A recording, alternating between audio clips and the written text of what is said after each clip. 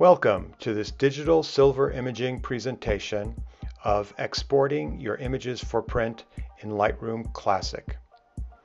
Today our presenter is Eric Hagemann. Eric is an experienced photo educator. He regularly teaches classes at the Colorado Photographic Arts Center, and he also offers courses online. Eric is an excellent photographer. I've been familiar with his work for many years, so we're really pleased to have him. Also joining us today is Joe Frio, the Printing and Digitization Manager at Digital Silver Imaging, and Joe is knowing of all things printing at DSI. I'm Andrea Zaki, and I am one of the partners at Digital Silver Imaging, along with Eric Luden. So without further delay, I'm going to turn it over to Eric Hagemann. So a little bit about me. Thanks for that great intro. I do some online teaching and education stuff, but I'm also a fine art photographer myself. So you can find me in a number of places on the web. Solsticephoto.com is where you could find the educational offerings. So we'll skip from there, and we're going to talk about exporting your prints today from Lightroom. Specifically when you're working with a print lab, a print service such as DSI.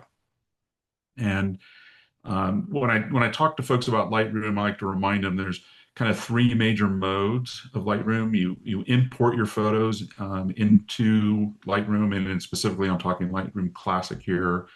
You develop your photos to your liking, with all sorts of, profiles, presets, adjustments, etc. And once you're happy with it, then you need to export your photos. And sometimes it's not exactly clear how you export your photos out of Lightroom. So focused on this third step over here, with your photo highlighted in Lightroom. If you right-click on it, you get a pop-up menu, and about 3/4 of the way down is this word called export.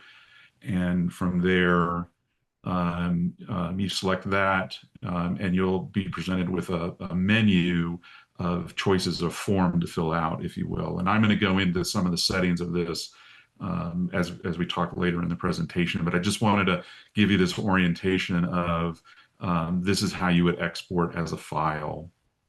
And specifically what we're talking about today, Lightroom, you can actually print natively from Lightroom, meaning if you have a printer at home, you can print directly through the print module of Lightroom. But since you're going to be sending your prints to DSI for printing, you're actually going to be exporting a file and then sending them that file for printing.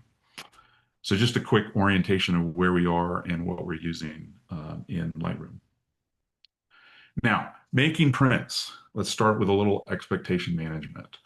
30 years ago, 40 years ago, when I started taking pictures, it was film. I took my film down to the local drugstore, got them developed, and my choices were, do you want 4x6, 5x7s? Do you want matte? Do you want glossy? But every photograph I took, I had to get a print made to see that photograph. In today's world, 2007 is when the smartphone was invented. People have been using computers since the mid 80s now. The vast majority of photographs never get printed. By the billions we take every day, you don't have to take them and get those 4x6s or whatnot anymore. So to me, printing is a little bit more special these days. And more interesting is you have a wide variety of options now when you print. It's no longer gloss or matte only. You have a number of paper choices, a number of mediums. You can print on metal, canvas, just a wide variety of choices to get very creative. However, prints are fundamentally different than looking at photos on screens. And this is the biggest thing for the person who's just getting into printing or hasn't done a lot of it. There's a fundamental difference in that your electronic devices are all backlit. They're consume energy and they produce light, and they use that light to display your images, where a print is lit with reflective light, So the brightness of your print can be, and oftentimes is dictated by the light that you're looking at it in, the room light or the sunlight or whatever. And also prints won't have the same dynamic range, and the contrast will be different. But all that being said, right, they're not inferior to your screen. I think they're different, and I think they're beautiful in the way they present the work. So, but you just have to understand they're different than what you're looking at on your screen. So oftentimes people will tell me that they got a print made and then they hold it up next to their screen and they're disappointed with what the print looks like. And this is just a reminder that what you're holding in your hand is physically different than what you're looking at on the screen. It's going to be different. It's just the way it's lit and the way it's created. The biggest problem I think people run into when they get prints made is print brightness. Um, Color matching, I think, is less of an issue, but it's this overall, is my print as bright as I thought it would be when I sent it to get printed? Whether I have a printer right here 3 feet from my monitor, or whether I send my print to DSI and I get it back. It's managing the print brightness is probably the biggest challenge that you're going to have. So in today's discussion, these are the topics I'm going to run through fairly quickly, and hopefully this will solve problems, get people motivated, et cetera, to get some prints made. So the first thing to start with is to think about the environment in which you edit your print, the place that you're probably sitting right now as you watch this webinar. And my advice is control that environment.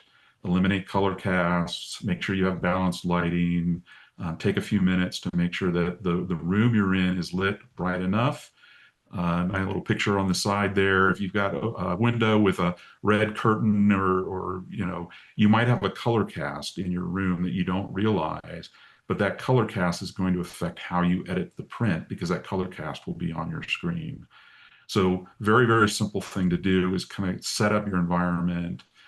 It doesn't have to be perfect, but again, you don't want it to be too egregious from a lighting perspective. Second thing is look at the monitor that you're using. Monitor manufacturers, TV manufacturers, people who make electronic displays want them to be bright and vibrant. That's what sells the monitor. So typically when you get that monitor out of the box and you set your computer up, it's going to be brighter than it needs to be. It's going to be set for you to kind of enjoy it and feel like you got a good deal, but it's often going to be way too bright from an editing perspective. So a very easy thing to do is to set your brightness to about 50 to 60% of your monitor. And then also make sure that your white balance is set correctly. So there's two settings that I recommend. One's called D65 or 6,500 degrees Kelvin, or D50, which is 5,000 degrees Kelvin. Lightroom is set up for you to edit at D65. That's the color space and choice that they've made.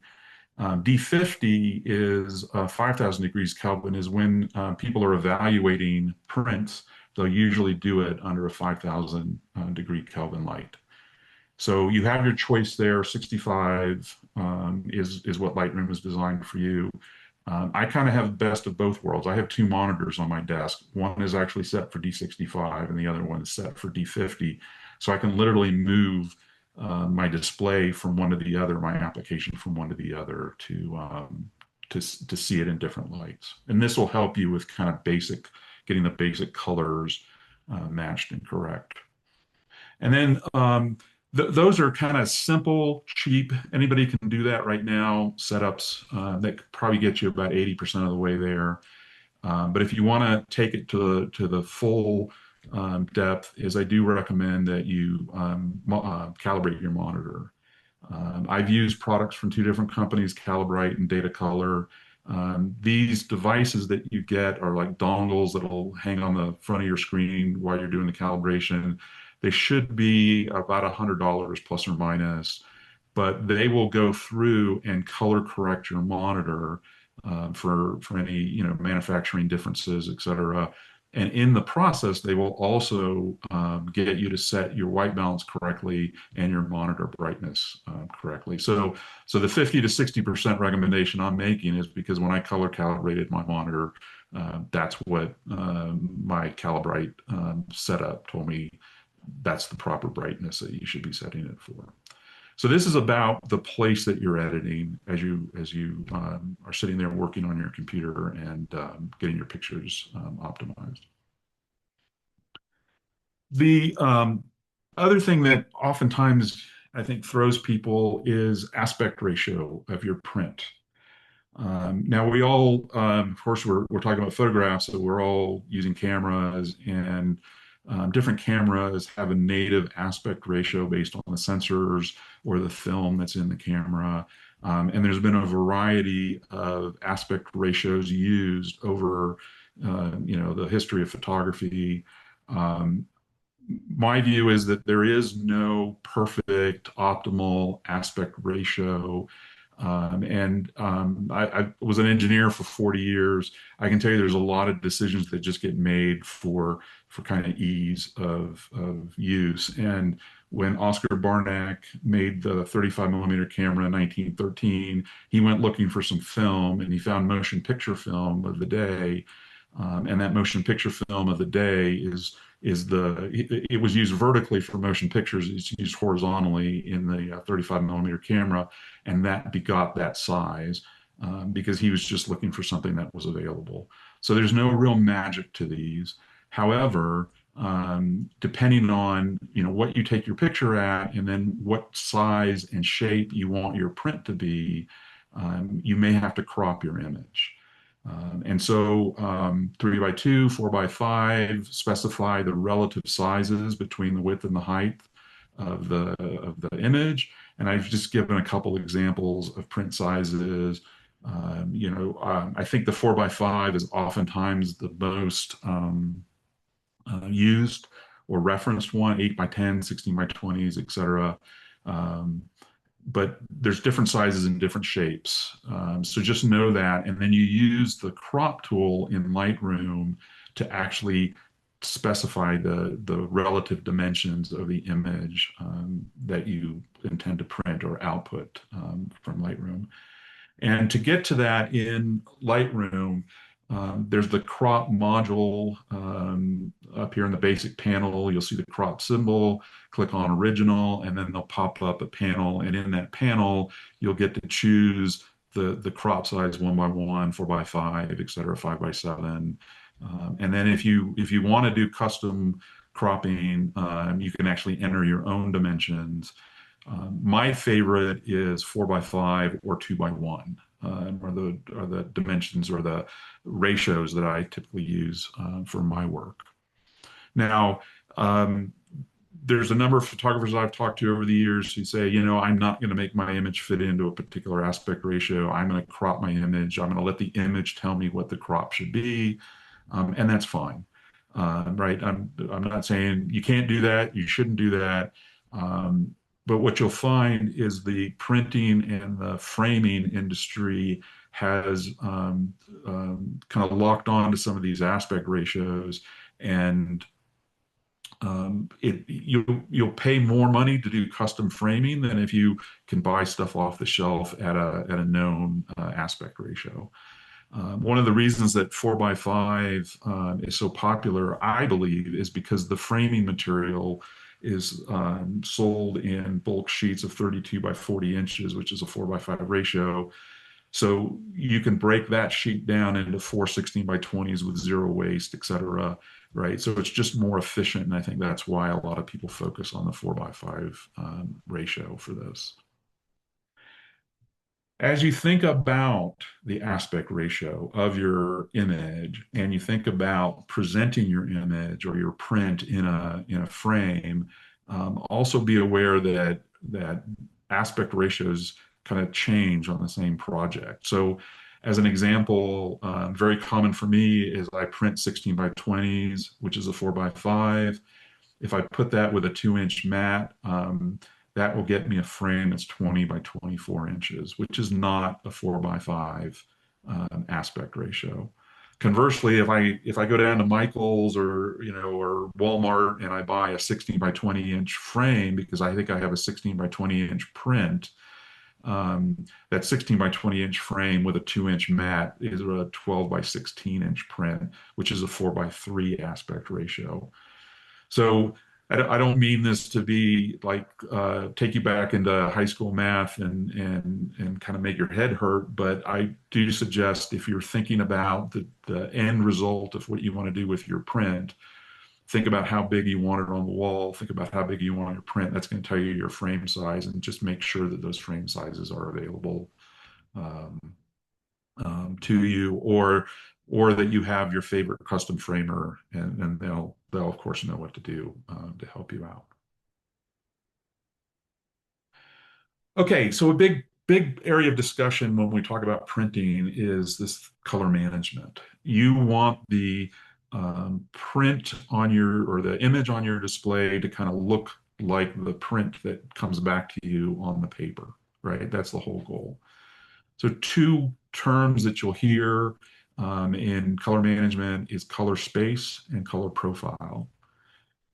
Color space is the set of colors that exist and how they're encoded. And you'll hear terms like sRGB and Adobe RGB photo, ProPhoto RGB, et cetera. And we'll talk more about these. Then you might also hear about color profiles or ICC color profiles.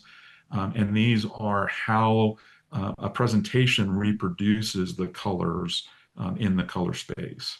And so I've got an example here of a color profile on my computer, RR AP Luster Can Pro 1000, right? Red River is the paper company, AP Luster is Arctic Polar Luster, Canon printer. So these profiles get very specific to the printer and the paper and the manufacturer of the medium or the presentation that you're using, presentation being like the print itself. Now, typically, when you're working with a lab or a service like digital silver imaging, you're not worried about color profile. They're worried about color profile. You're going to be worried about color spaces, and they're going to be worried about how do you get the best representation of that color space onto the printers that they're using and the paper that you have selected. So we're going to focus on color space, but you might also run into color profiles, especially if you do your own printing from there.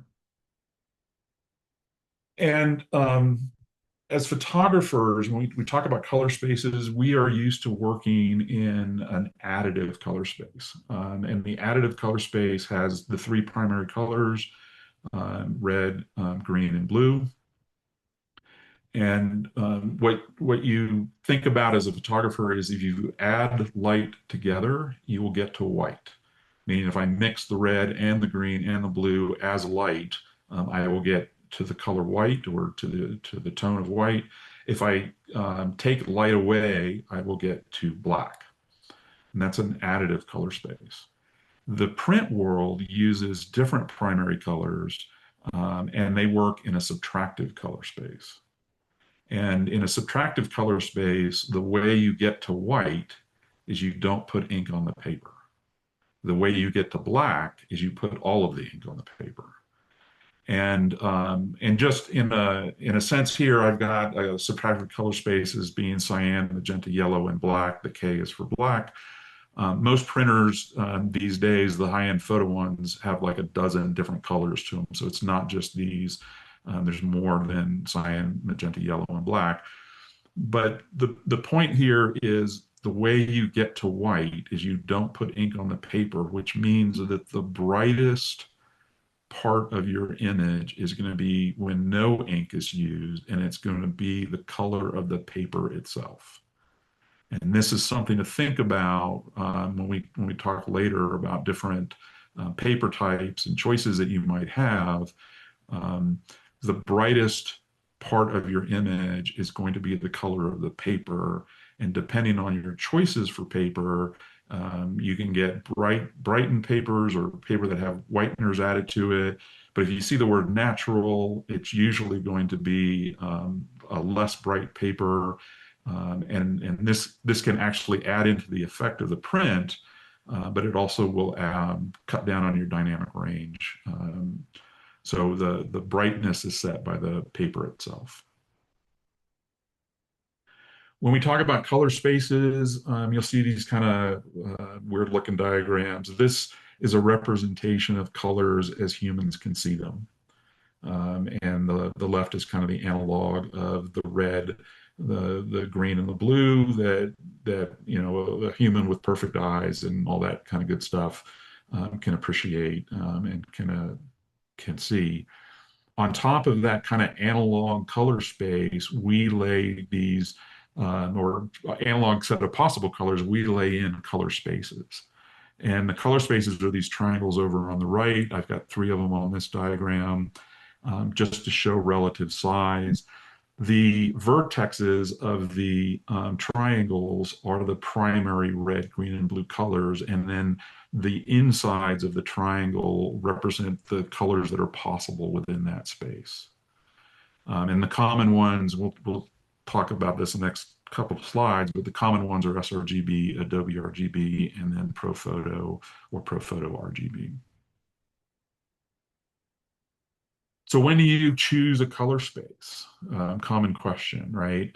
Well, if you shoot your digital camera in RAW and you capture images in RAW, those RAW files contain information to make an image, but they themselves are not yet the image. And so when they become the image is when you import them into your processing application, and that at that point certain things are assigned, and one of those things is the color space. If you shoot JPEGs in your camera, then the color space is chosen for you in your camera, and at that point it's usually limited to sRGB or Adobe RGB. The photo color spaces that you'll run into as a photographer are kind of listed here. sRGB, this is the smallest, it's the most universal, it's the most compatible. Most devices today that display color, like your computer monitor, even your $100 television you bought at Walmart or Costco, are sRGB compatible. It's kind of the minimum standard. The Apple is promoting the display P3 space because, of course, they want to make displays and they want them a little more vibrant, et cetera. So they have a little more broad color space. Adobe RGB is kind of the intermediate one and useful for prints. And we'll talk about that. And that's the one DSI is asking you to send your prints in with. And then you have ProPhoto, which is the largest kind of in-use color space these days. And it covers the most of the color space. It actually even exceeds what we can see as humans in certain areas of that color space. Now, you'll also, if you dig deep enough, what you'll find out is Lightroom uses a color space called Melissa RGB, which is essentially ProPhoto, but they've made a couple of changes to kind of streamline their processing flow under the hood. So you can consider Melissa and ProPhoto for most uses to be the same, but this is the largest that we use. And the theory or the working theory is that you develop and you process and you edit your images in the largest color space possible, and then you reduce to when you're exporting, and you can tailor that reduction to the best color space to be exported. So Lightroom by default, as we'll find out in a second, uses ProPhoto and Melissa for editing. So now you have this conundrum, right? So you have a large color space, you've got this ProPhoto space that we're editing in because we're talking about Lightroom Classic here. And at some point, you've got to reduce that to the exported color space. And there's a couple of ways you can do this. Different software applications will give you different choices. And you'll see these or hear these as rendering intents. relative and perceptual are the two ways that you can kind of map all these colors. If I'm going, let's say, from ProPhoto to Adobe, I need to find a way to have all of these colors that are not natively in the Adobe space and kind of move them into the Adobe space. And so um, relative leaves everything the same when the color spaces overlap, and then just kind of deals with the colors that are out of the space. And then perceptual kind of compresses the entire ProPhoto space down, which means it will move colors that are within the smaller color spaces to keep relative relationships between colors together. As you're going to find out, or as we'll talk about in a second, perceptual is your only choice inside Lightroom for mapping this. But if you have ever done an export, let's say out of Photoshop or a different application, you may have also run into relative rendering intent. Eric, Yes. I just want to just interrupt for a minute. We had a question in the Q&A from Ed, and I think that a lot of people might be wondering this, which is Ed asks, if my monitor can only display sRGB, why edit in a larger color space? Yeah. Great point, or great question. So the way I would think about it is the rounding errors and mathematics, right? You want to use the most resolution, the most precision as you're manipulating the image and doing the numerical math, if you will, behind the scenes, and not limit yourself and get rounding errors, if you will.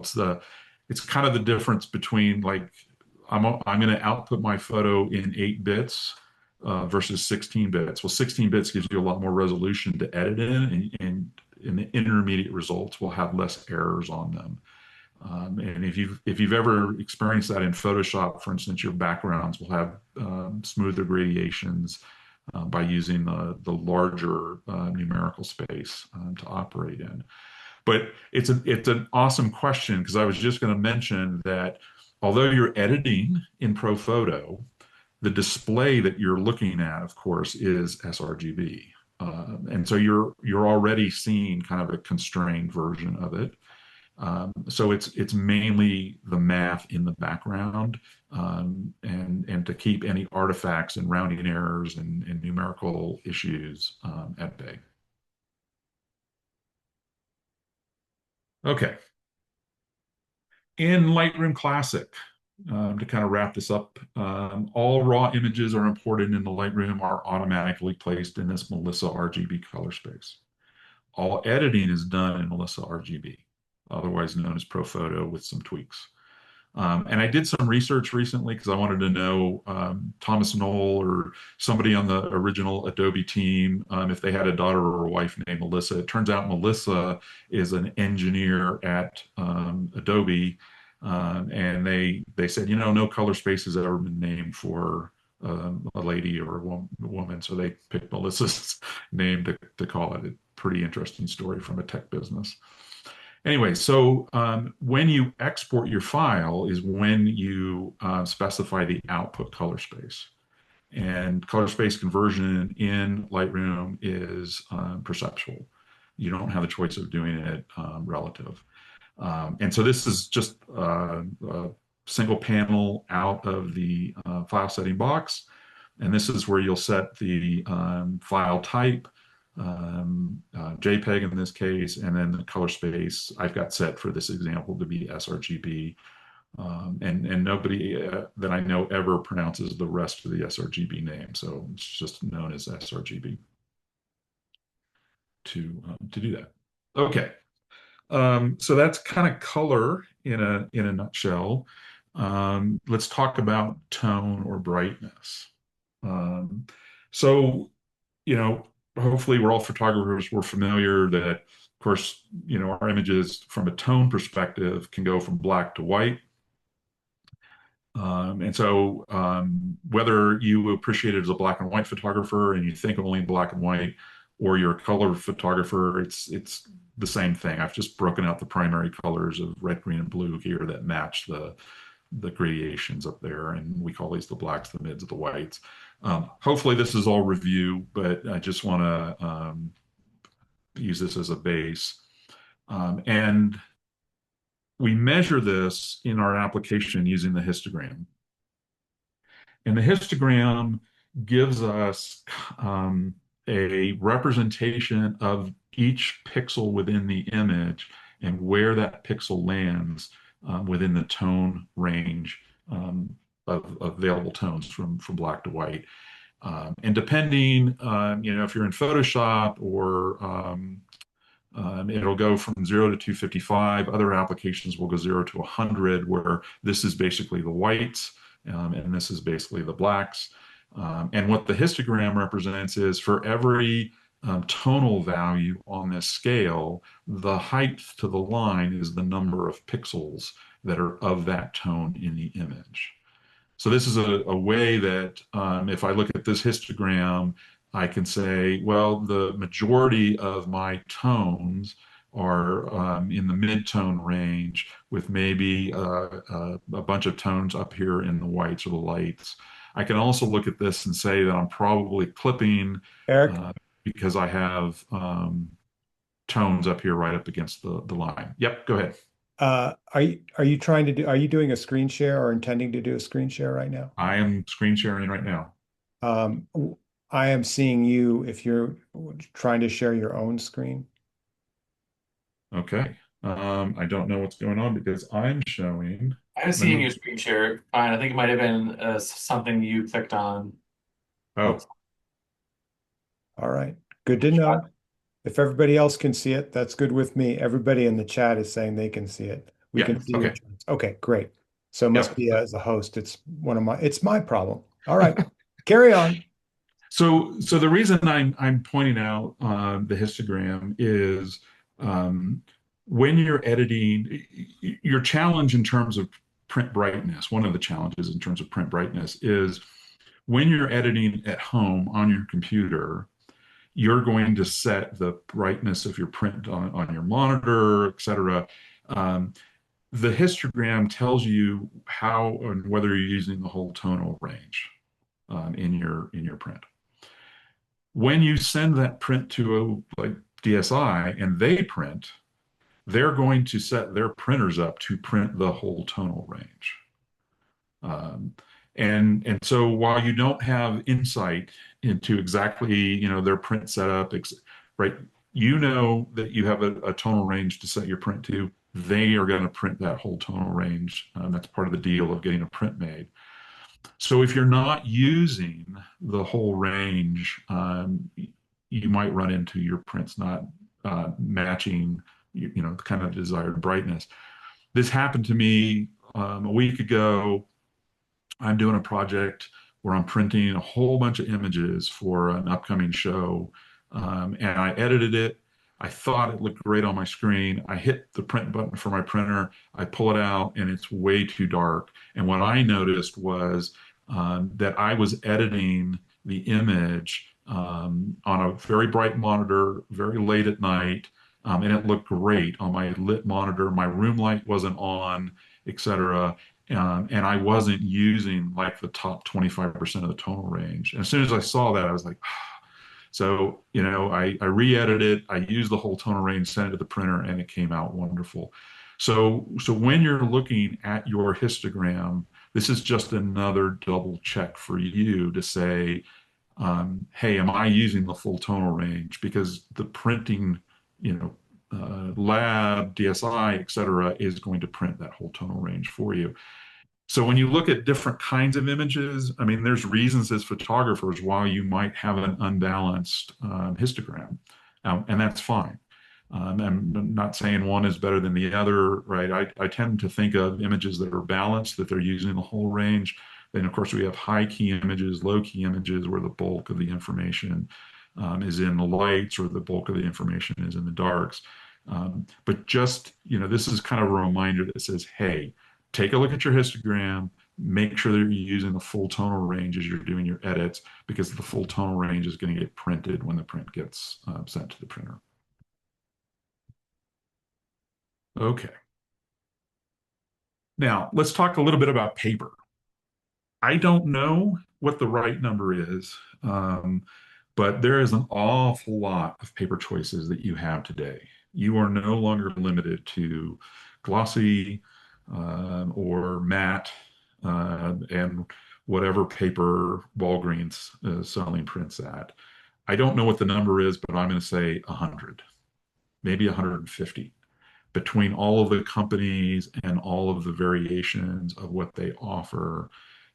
You have a lot of choices. And the choices for your paper, I mean, it can be overwhelming, and especially for somebody who is kind of doing this for the first time or just exploring fine art printing. You could kind of like get overwhelmed with the amount of choices.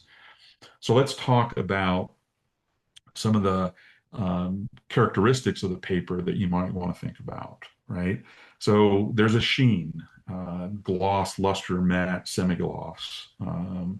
This will be how shiny or not shiny your print is. And there's, well, let me go through these and I'll come back. There's a substrate that the print is on, right? Is it a cotton? Is it a wood paper? Is it, these days agave, bamboo? There's a number of substrates that you can get the actual paper made out of. There's a weight to the paper. Um, um, 300 grams per square meter. This tells you how thick the paper is. It can be anywhere from almost cardstock, hard to fold, down to kind of very thin 180 grams kind of paper. And that may matter to you as well. Paper can be textured, it can be smooth. It can have different kinds of texture on it. And then what I call the warmth or the brightness of the paper. If you see the word natural, it's going to be warmer or more yellow, if you will. Not typically yellow like the color yellow, but yellow like sunset warm colors yellow. It could be white and it could be white tinned. And then oftentimes you'll see the word Baryta, and you may see the word OBA or optical brightening agents. One of the things that the paper manufacturer wants to do oftentimes is offer you the brightest paper possible to print on, because again, back to that subtractive color space, the white of the paper is the brightness of the brightest part of your image, right? The darkest part of your image is going to be the deepest black that you can produce. And it turns out the deepest black that you can produce is most likely going to be on a gloss print versus a matte print. Matte has a less ability to get depth in the shadows. And so the dynamic range, or the range between the brightest part of your print and the darkest part of your print, is specified or controlled by the paper and the ink that you're using. So you need to make some choices in this space, because eventually you have to pick a paper. And so if you're trying to print a high contrast black and white print on an inkjet, my recommendation would be to use a gloss paper that has been whitened with Baryta. I would stay away from any paper that uses optical brightening agents. These are typically chemicals that are added that kind of have a little bit of a day glow effect. They take ultraviolet light and turn it into white light. The problem with OBAs is that they kind of wear out over time. Baryta is kind of the industry standard for kind of whitening, and you'll see that in some of the names of the paper. Now, there's other considerations. So I'm primarily these days a black and white photography. My work is done in black and white. I do not like gloss or luster prints. And specifically, I don't like them because I present my work under glass, and a gloss print will reflect or have a reflection. And if I put a gloss print under a piece of glass, I'll get two reflections, and sometimes three, depending on the glass. So I prefer to use a matte paper for my work, but that's just me, right? And so this is where you have to, play around and while there might be 100 different papers out there, what I tend to find talking to people is they'll use two or three papers. They'll narrow it down. You'll pick your favorite paper, and then you'll get your prints made on that paper as you develop your work and your style. Now, one of the things, great things about DSI is they have this print sample thing that they do where you can upload a single image and they will print it for you on 8.5 inch by 11 paper, but they'll let you choose three different papers. And based on DSI's website, they will print inkjet on these 9 papers that I've got listed over here. 2 from Moab, a bunch from Hanamuola, and 2 from Canson as the paper manufacturers. And so what's really neat about this is it gives you a way to kind of explore. And so I would kind of, if you've never done this before and this is your first time, I would recommend trying a matte paper, maybe a luster paper, and a semi-gloss or something like that. Just get a variety so that you can then put them next to each other and see what the differences are amongst those to kind of help you kind of then pick the paper that you want to use when you want to make the investment of getting a larger print made.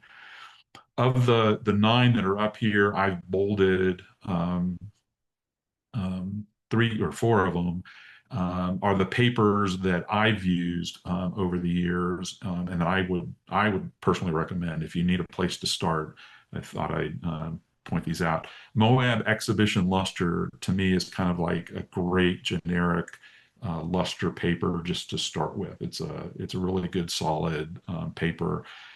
Some of the other ones get into a little bit more specialty with either texture or the matte look and feel. But this is your chance, and their promotion, which is a really good deal for a really good price, to have them do 3 different prints for you, and then you can compare them. And then, as Andreas said, one of the hallmarks of DSI is their ability to create effectively a darkroom print from your digital file and do the digital silver ones. And so I've had a couple of those made, and I've always been impressed with these papers. I mean, it takes me back to prints that were made in a darkroom.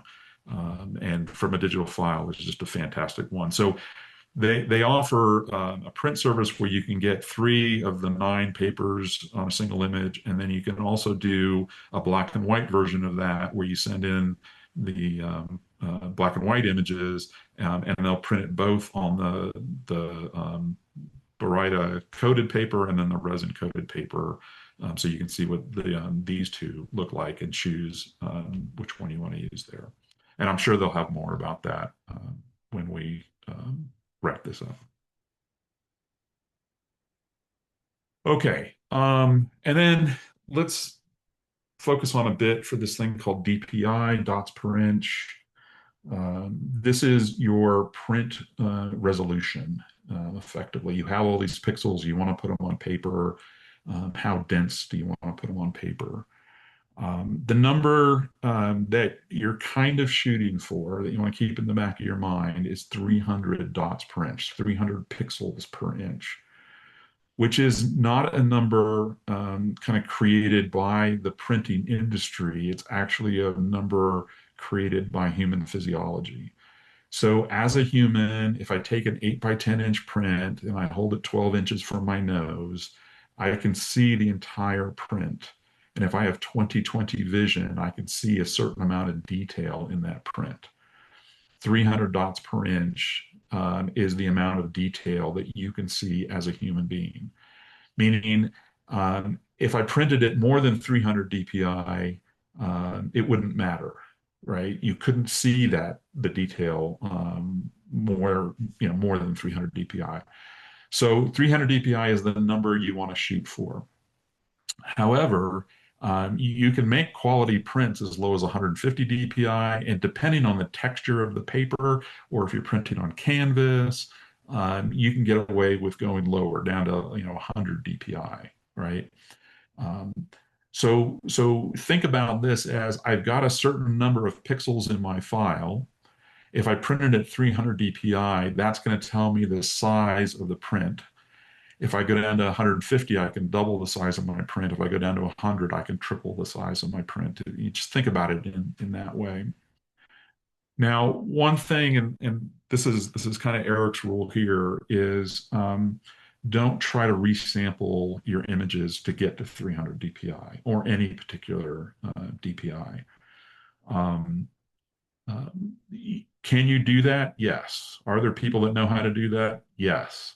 But there's a great risk that when you either use the resamplers that are built into Lightroom, or the resamplers if you're a Topaz user or an On1 user, is that you're going to introduce artifacts into your print that you're not going to recognize until, unfortunately, you look at the print. I cannot tell you how many times I've worked with friends and clients who've said, "Hey, can you help me edit this image?" And I'll look at the image and I'm thinking, "What in the heck happened to this image?" And then I talk to them, and somewhere in that process, the word topaz will come out, and they got it resized or whatever, and there's just artifacts then in your image. So my rule is the folks at DSI know how to do this far better than you do or I do. And so I will send them my files, and then I will let them use their software and the manufacturer software to worry about optimizing the print number of dots per inch for the actual print that gets made. So what I think is confusing here is you have three terms. You have pixels, dots per inch, and then images, or you have inches and dots per inch and pixels. You have three numbers. You can only pick two, and the third one is calculated. So what I'll see some people try to do is they'll try to set the dimensions of the print. They'll have pixels, and then they'll try to set the DPI. And it's kind of meaningless because the math doesn't work out. Just because you set it to 300 DPI doesn't mean that you're going to get it. Unfortunately, in certain applications, when you do that, you're actually asking Lightroom, for instance, to resample your images. So my recommendation is don't. So as an example, I've got an image over here. This is Crystal Lake up in the San Juan Mountains in Colorado. I've got 7,000 some odd pixels by 6,000 some odd pixels. If I want to print at 16 by 20, I can divide these numbers, 7,720 by 16, or the other way around, 7,720 divided by 20, 6,176 by 16. And what I'll find out is I have 386 dots per inch available to me. That is more than I need. I'm going to send that whole file, and I'm going to say, "Hey, DSI, you do what you do. You make this print work," and they will. At the same time, if I do that same math, and let's say I wanted to make this a 50 by 40 inch print, if I divide these numbers by 50 by 40 inch, I get down to 154 DPI, and I'm thinking I'm going to be pretty happy with that. One of the things that happens in this world is the farther the print is away from you, the less detail that you can appreciate. And so, what I remind people is billboards are printed at 10 dots per inch or less. Because as you're driving down the road and you're looking at a billboard that's 50 feet off the ground, you're never going to see the detail that's necessary there. So this is more of a take your number, do your division or your multiplication, see if you have enough, and see if you're comfortable. And then if you're less than 300, what I recommend is you start making judgment calls about whether or not the subject matter demands what you're looking for. I was having a discussion with a friend the other day, and she likes hummingbird images, and I'm like, okay, well, if you want to see the feathers on the hummingbird, then individual feathers, then you're going to need 300 DPI. But at the same time, if I'm taking a picture and it's a portrait, I don't need to see every pore on the person's face, and so I don't need that much detail. So you can make judgment about the kind of resolution you need, or the the ability to see the detail that you need in the image. So 300 is what you shoot for. 150, you're probably going to be fine. Heavy texture down to 100, kind of back of the envelope. Okay, so when working with DSI, right, there's a recommended file format that they're asking for. The common one is a JPEG file at 100% quality, and using Adobe RGB color space. You can send it in with TIFF, although depending on which print path you're going to DSI with, if you're using the value print service or the print try service, I think it's JPEGs only. I'll let Joe and Andrea correct me on that one. But if you're doing the custom print offering, then it's you can do TIFFs as well. And that's right, Eric. So for our direct to print service and our value print service, direct to print is all different kinds of papers and all different sizes. And value print is small and proof prints. Um, those are both JPEG only. And for custom, you can send us a TIFF or a JPEG, or if you really need some help with editing, sometimes we might get back to you and ask you to send us even the raw file if needed. But we don't need the raw file right off the bat because the raw file is for you to make those adjustments. Sure. And then the other recommendation is Lightroom. When you bring up the export panel and you start filling this out, there's a number of like, where do you want the file to go on your system? Do you want to rename it, et cetera? The pertinent choices are file settings, and this is where you'll say JPEG, quality, color space. I popped open image sizing because again, I don't typically want to resize my images. I want to send them the native pixels that I have. And then there's an output sharpening thing here. And I do agree with their recommendation, which is don't use output sharpening. Like sharpen your image as you're editing it, and then don't use output sharpening in the export, because this will be another layer of processing that you really don't know what it's going to do to your image. There's a number of choices in here. You can sharpen for screen, you can sharpen for print, and then there's different amounts that you can sharpen. But it's not like you'll see this in the editing window to see if it did what you wanted it to do. And so this is the settings for JPEG, and then for TIFF, it's just the same thing up here in the file settings, except image format is JPEG, and then bit depth is either 8 or 16 bits down here for your choices. And it turns out same for both inkjet and silver gelatin printing. Okay, so just to kind of wrap this up, right? Number one, control your editing environment. Super simple, super easy. Doesn't cost you much to get that figured out. The room, the place that you're editing, control the lights, minimize the color cast, etc. Focus on your monitor settings, 50% brightness. Set your white balance to D65, 6500 Kelvin. Great start. Calibrate if you want to take it to the next level. Watch your histogram. Make sure that you're using the full tonal range. One of the bigger issues for getting the print brightness to work out. And then export it to the proper format. Mind your color space. If you're in Lightroom Classic, you're going to be editing in ProPhoto. Output to Adobe for what DSI is looking for. Lastly, enjoy your result.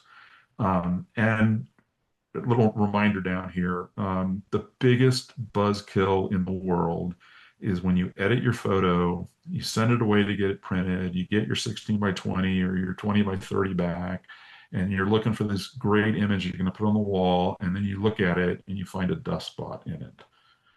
And I can tell you that once you see a dust spot on your image, and it's not a dust spot that DSI put there, it's a dust spot that was on your sensor that you didn't edit out, you will never unsee it. So I can tell you from experience, triple, quadruple check your image to make sure that your edit is what you want. I will literally go through each of my prints before I get them printed at 100% or 200%, and I will pan across the image looking for dust spots. Of course, in Lightroom, in the remove module or the blemish remove, there is a visualize dust spot button, and that works 95% of the time. But I still, having done this for many, many years, I will literally pan across my whole image, up and down, left or right, to make sure that I didn't miss any of these subtle lines, because again, you will never unsee them. And that's it for me. That was great, Eric, and that dust spot advice is excellent. And I also have to say that if you send it to us as a custom print, one of the things we do with a custom print is we are actually looking at your file.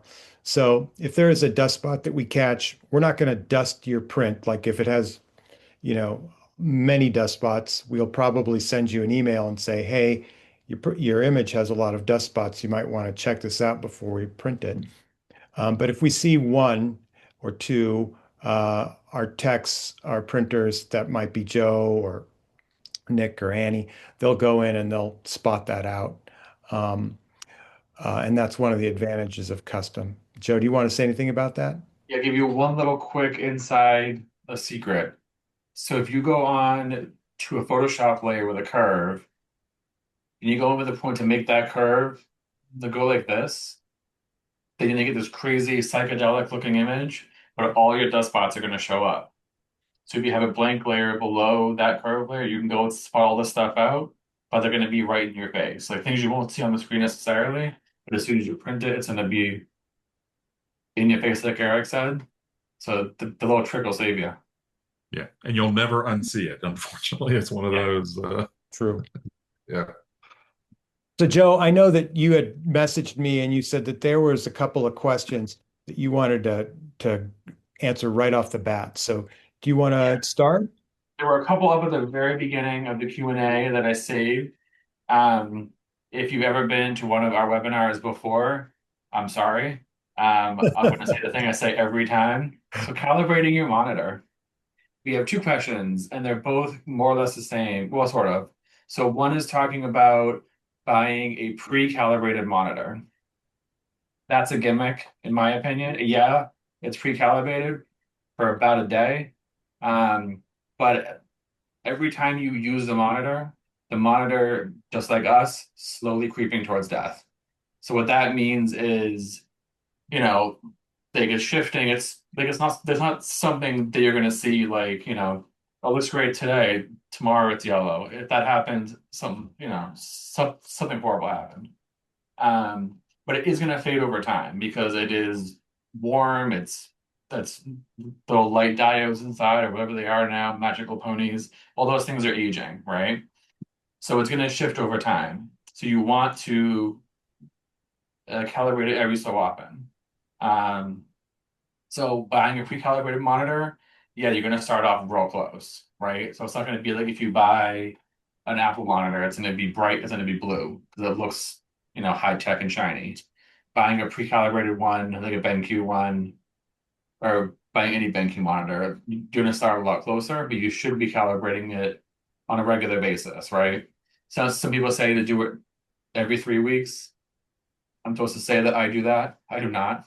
But the monthly is good. Or the more you use it, like the ones here, yeah, I have to do it a lot because we use them, 9 hours a day, every day. But at home, I don't use it horribly often. I can go further. But you should be on a schedule where you're monitoring, calibrating your monitor. Yeah. And I have to just jump in here, Joe. I just posted a link to Calibrite, who we recommend for monitor calibration. But I think I forget what Spider's company's name, but those are fine too. But The the data color. yeah, data Data color, color. yeah. Yeah, Yeah. and they're also great. Yeah. Yeah. Calibrite, we just have a really great customer service and we just really like them. But you can buy a monitor calibrator they always have their basic monitor calibrator on sale for 99 bucks. Yeah. And if you're spending $1,000 or more than $1,000 for a monitor, or even $500 for a monitor, you know, it's money well spent. So just bite the bullet and do it. And it's super easy to do. It's not hard. So how about Great. the next question then, Joe? Yeah. Were those So all the questions that you wanted to address? yeah, there's another one about the a built-in monitor calibration. I've never personally used that. Well, I've used it on a Mac way back in the day when they had it. That never worked. Eric, I don't know if you know of any ones that, yeah. Yeah, it doesn't Um, work. they never really work. It's not reading itself, right? There's no eye reading the monitor. It's you're the eye, you know. So why use your own eye and a monitor when you can buy a little machine, like Zach said, for $100? It's the cheapest thing in photography is $100.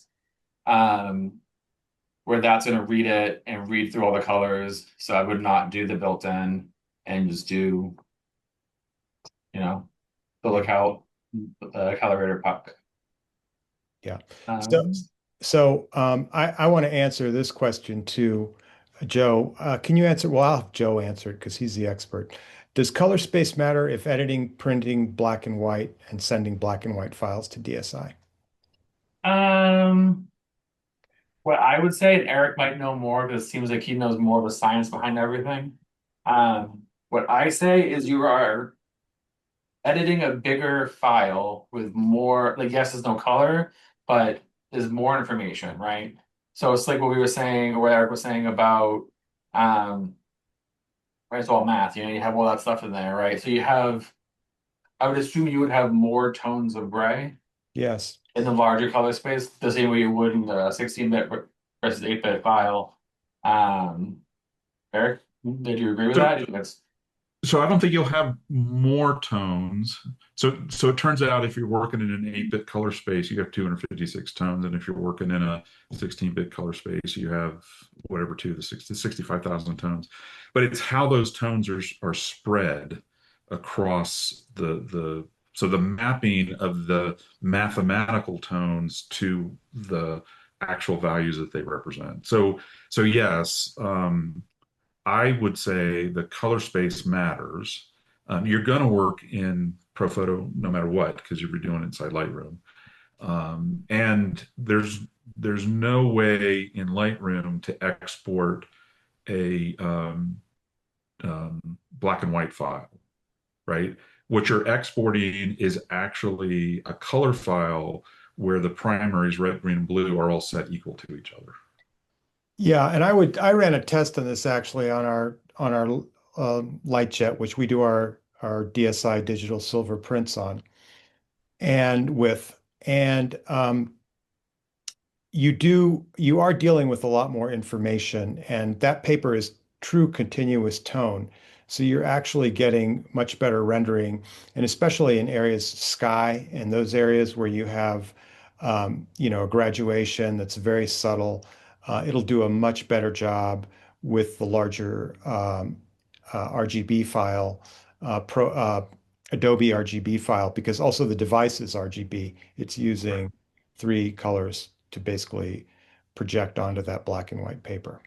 Yeah, and if you look at the difference between, let's say, a TIFF with in RGB, so you have three color channels, but each color channel is identical to each other, versus a TIFF that only has a single gray channel, they're virtually identical, right? The gammas and all the other stuff is the same between Adobe RGB and Gamma 2.2. So, and your path to your printer is set up for RGB. So, but in terms of the color space, it's kind of the mapping of the numeric values. Yes, I would see value in editing in a larger color space. Okay, so let's see. This is an interesting question. It says, and I don't know if I'm translating this right, but Charles asks, color space assigned on import is based upon camera manufacturer? Mm-mm. No, No. no. So let me go move on to the next question. Um, uh, Joan asked, if you export from Photoshop relative, will it be different from Lightroom, which uses perceptual? It could be. Um, in terms of how the color space are mapped. So if you export from Photoshop, first of all, Photoshop has um, it's more complex because you don't really export from Photoshop. You have to manipulate the color spaces and then save the file. But yeah, you could get a different output value. Absolutely. Um, so Dan asked, why do you use quality at 80 instead of the max at 100? I don't. Unless there was a thing on my slide that just had a default value, if I'm exporting JPEGs, it's always at 100. Okay. Um, and I'm going to answer Joe's question here, which is, Um, when using the smaller quality, I would agree with Eric. For printing, always at 100. But if you need to do something quick for a web or an email, that's Uh, basically just going to make your file size smaller. The yeah, only time I'd ever use it either yeah, yeah, is for a web or email. yeah, it's so nice when the experts agree. yeah. Um, Makes it easy. Joe asked, I always struggle with brightness of screen versus print.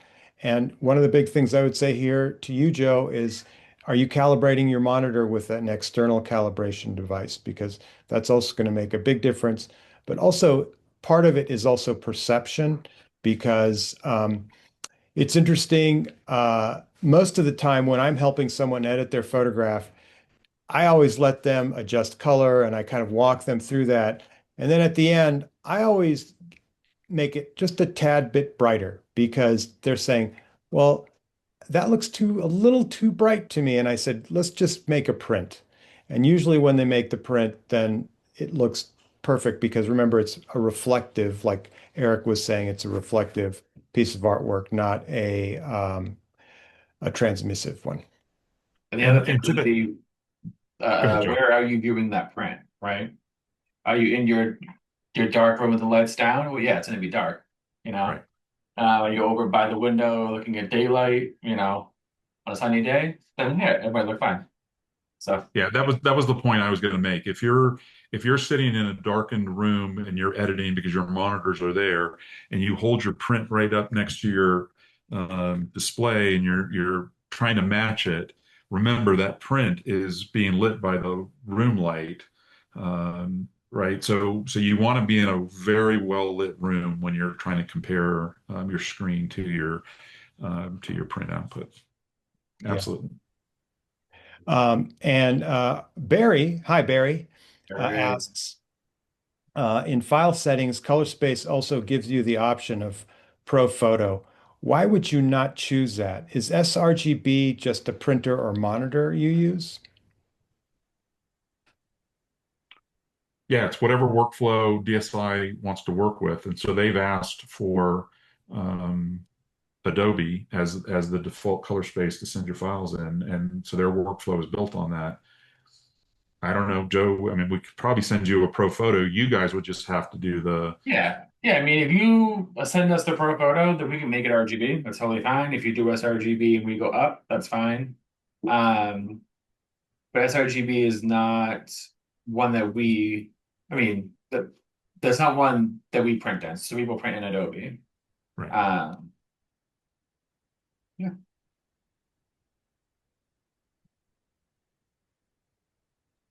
Let's see, the next question. Um, Barbara asks this, can you set DPI in Lightroom Classic while editing? I know about setting it on export.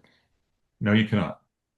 Okay, that was And simple. I've had one comment. I've had Lightroom be described as a photo editor and Photoshop as a pixel editor, which is, I thought, a very interesting statement, because when you're in Lightroom, you have to seek out the actual pixels, right? Nowhere do they really make it obvious that you're looking at a certain amount of pixels. It's only in the metadata panel in the library function that you can actually see the pixels that you have in your image. So no, you can't, and it doesn't, like, there's no value to doing it. In Photoshop, you might set the canvas size if you're trying to get to a certain size, physical size of your image. You can do that there, but not in Lightroom. And I'm just going to answer this. Barry asked about monitor calibration again. Barry asks, I have a Color Monkey tool with iStudio. Do you prefer the ones you suggested? And those are kind of, Barry, that's kind of all the same thing. So it doesn't really matter. Whatever tool that you're using, the Color Monkey or the Spider or, the iStudio tool, they all work well. So, and they all pretty much work in the same way. It's just how many more functions you get out of that tool. That's the difference between the tools. Would you agree with that, Joe?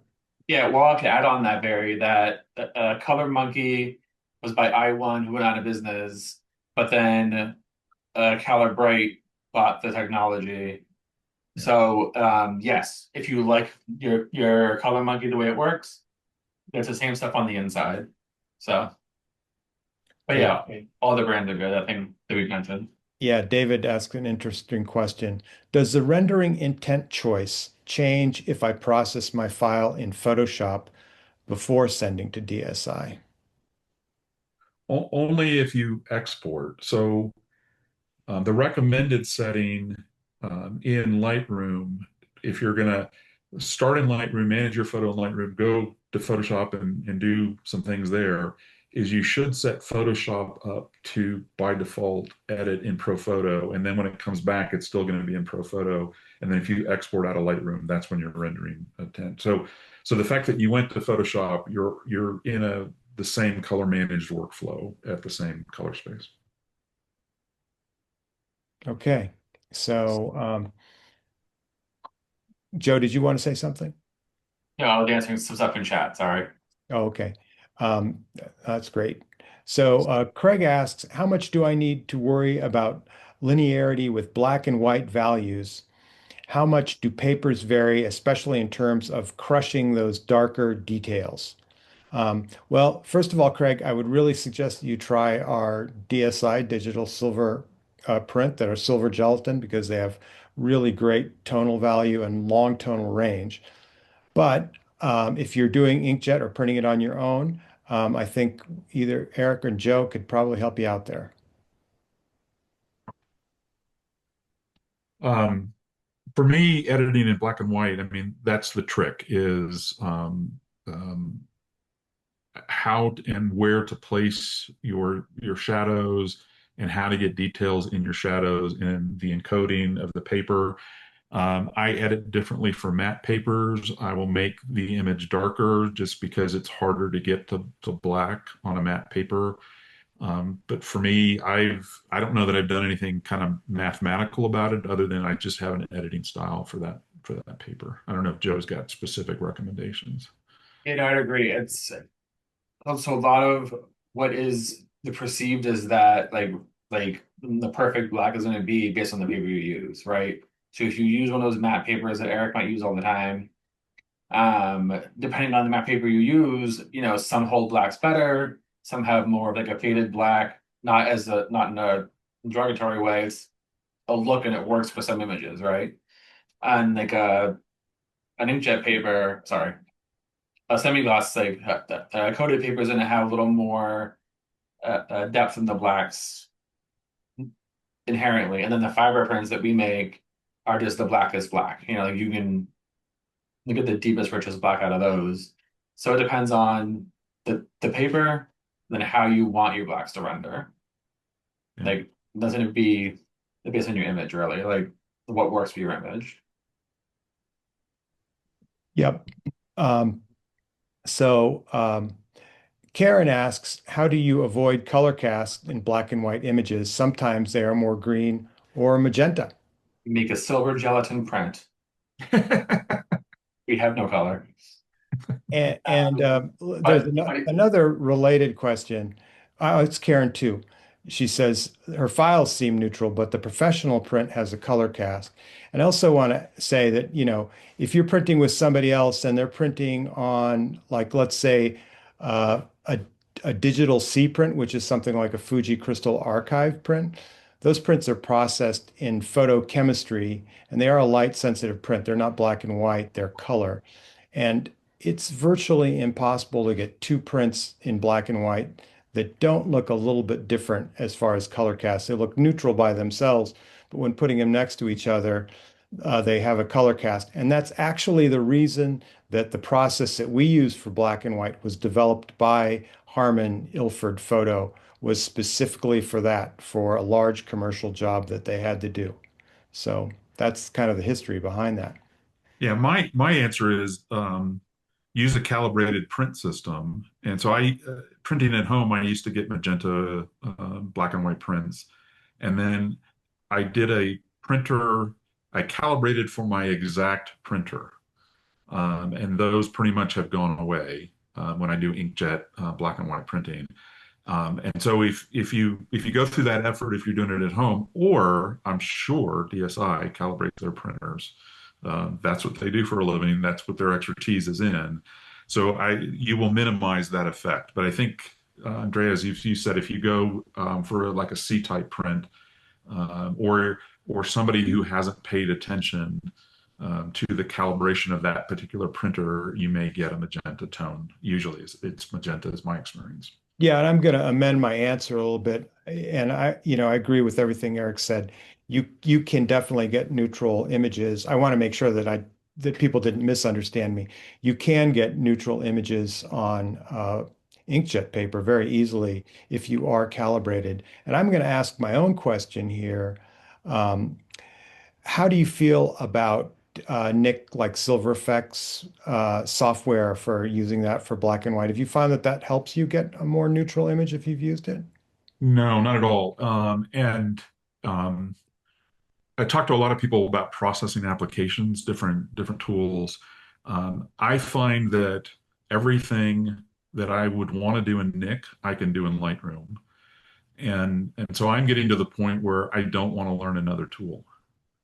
And so what I'll do is I do all my black and white editing in either Lightroom or Photoshop because those are the two that I've invested my time in versus trying to learn another tool. But at the end of the day, what Nick produces is going to be an RGB file where red, green, and blue are all set to the same values, and therefore you have a black and white.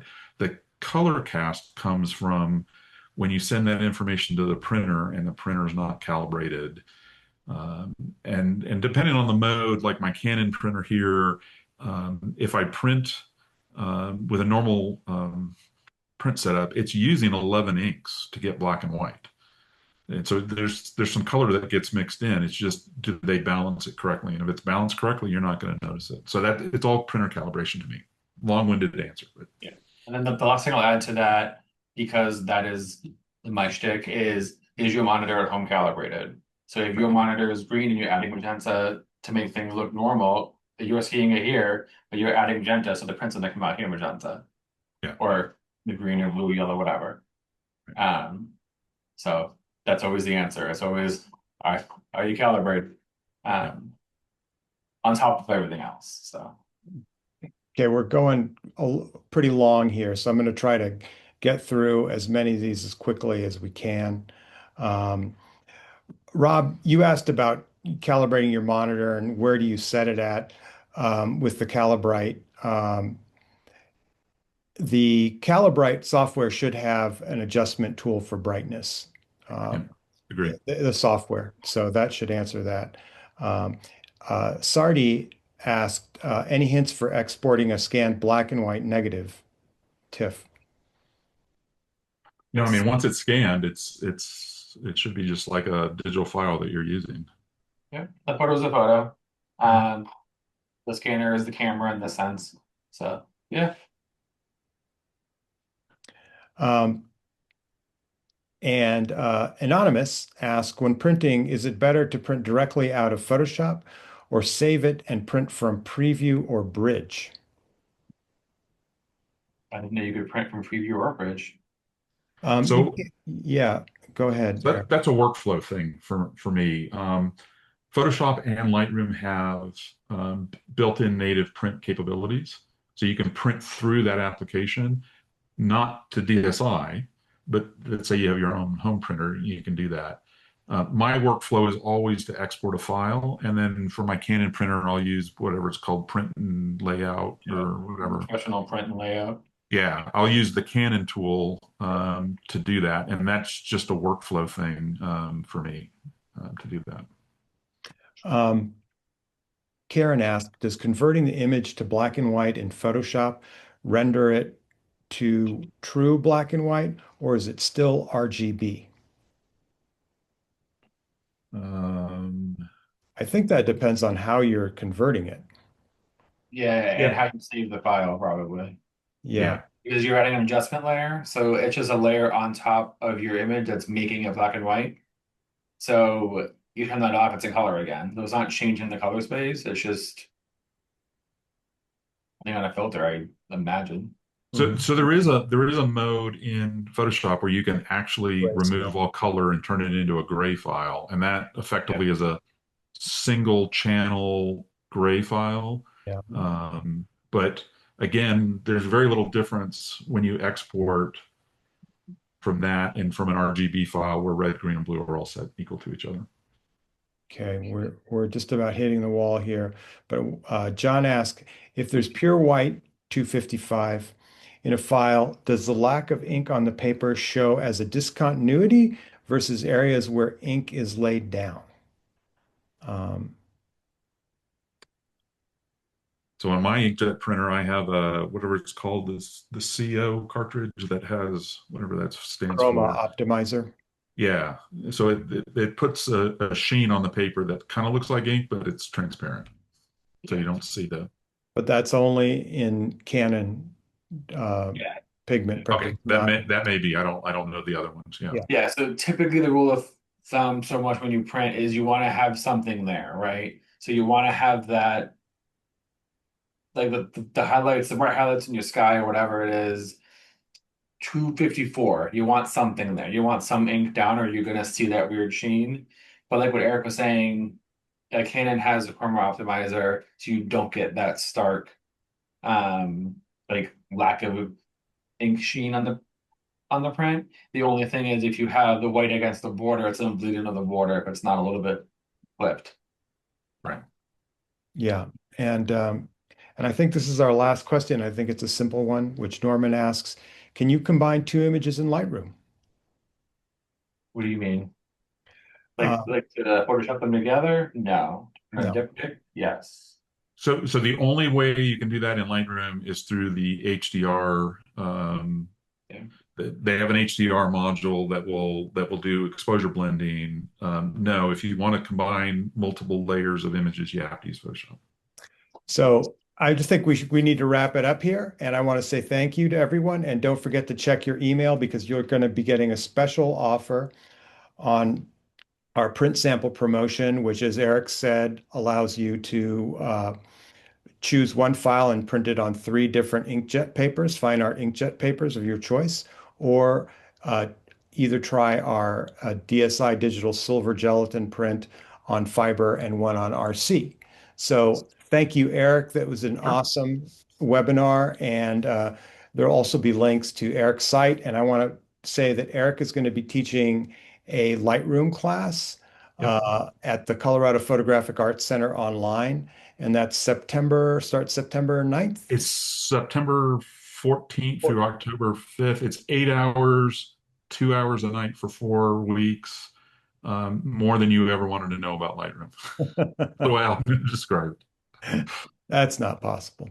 So thanks to everybody, and I appreciate everybody who attended. Thank you. Bye now.